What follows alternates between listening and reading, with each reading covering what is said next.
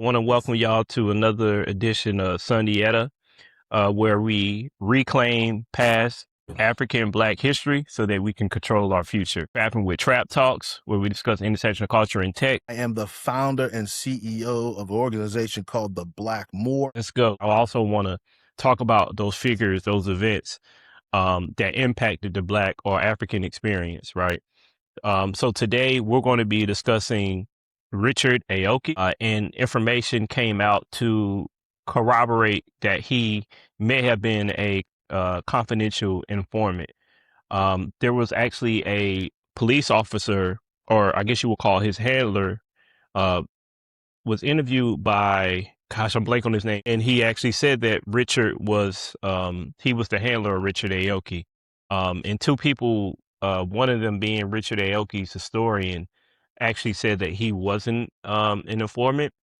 But I say that to say a lot. I know for me, the reason why I wanted to cover Rich Aoki is because I have family, who ran the streets, right, who've done hard time.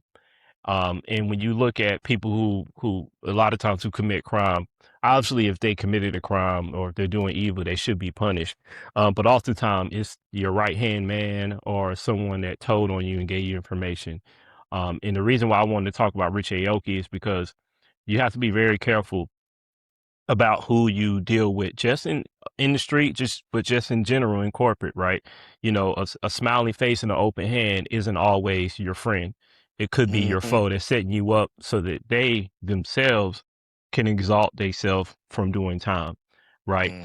The other piece that I wanted to touch on is when you look at the Black Panthers, they were a very strong social impact organization, right? Social good, which leads me to my second point. Just because you're doing something that's quote unquote good doesn't mean that everybody, again, who's coming with a smiling face and an open hand is actually there to help you.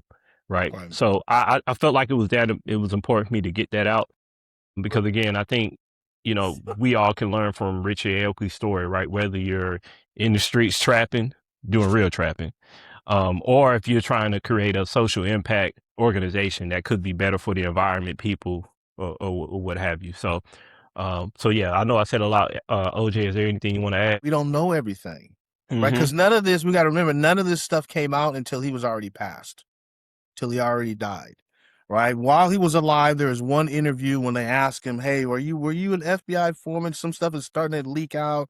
Were you?" And he's like, "Who said that? Somebody said that?" And all he said was, He never answered left or right. I mean, he said it's complicated.